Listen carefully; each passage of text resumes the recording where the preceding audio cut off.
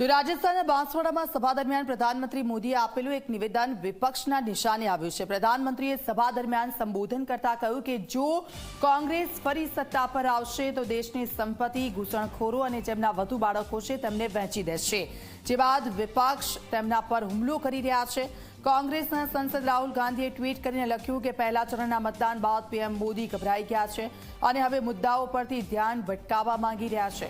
तो कांग्रेसના પ્રવક્તા સુપ્રિયા શ્રીનેતે કહ્યું કે આજે પ્રધાનમંત્રીએ મર્યાદાની તમામ સીમાઓ ઓળંગી છે। તો બીજી તરફ એઆઈએમઆઈએમના નેતા ઓવૈસીએ પણ પ્રધાનમંત્રી મોદી પર આકરા પ્રહાર કર્યા। ઓવૈસીએ કહ્યું કે મોદી મુસ્લિમોને અપશબ્દો બોલે છે અને વોટ ભેગા કરે છે। 2002 થી આ જ તેમની રણનીતિ રહી છે। ઉદ્ધવ ઠાકરેની શિવસેનાના નેતા આનંદ દુબે કહ્યું કે હવે પ્રધાનમંત્રી પાસે બોલવા માટે કાંઈ જ નથી, એટલે તેઓ રાજસ્થાનની મહિલાઓને ડરાવવાનો પ્રયાસ કરી રહ્યા છે।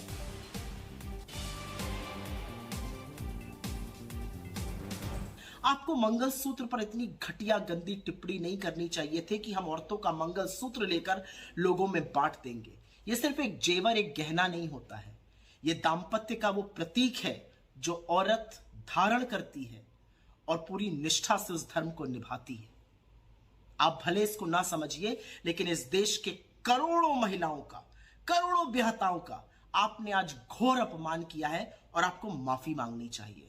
अपने 10 साल के शासनकाल में आपने किसानों का, श्रमिकों का, युवाओं के खिलाफ, महिलाओं के खिलाफ, हाशिए पर रहे लोगों के खिलाफ जो षड्यंत्र किया है, उसके अंत का वक्त आ गया और चुन चुनकर वोट के माध्यम से आपसे हिसाब लिया जाएगा।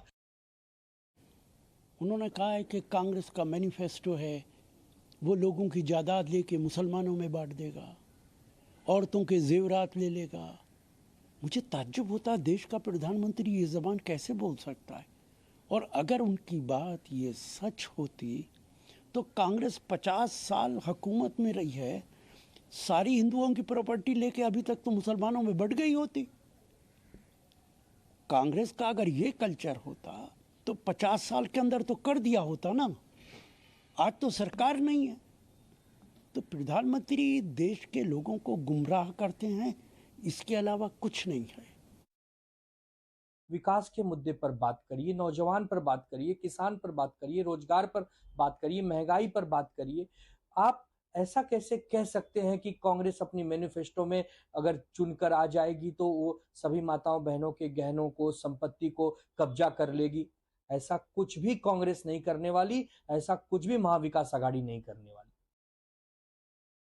तो इस प्यारे मुल्क हिंदुस्तान के सनातन धर्म को मानने वाले अगर हमारे बड़े भाई हैं तो देश का मुसलमान भी उनका छोटा भाई है, क्योंकि जितना हक देश पर उनका है उतना ही हक मुसलमानों का है।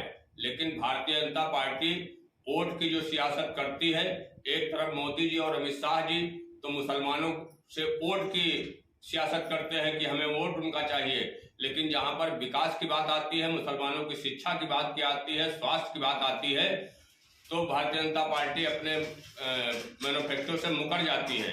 और आज भारतीय जनता पार्टी मुसलमानों की बड़ी हिमायत करने, वोट के चक्कर में हिमायत कर रही है। અને હવે જોઈશું પ્રધાનમંત્રીનો પ્રચંડ પ્રચાર તે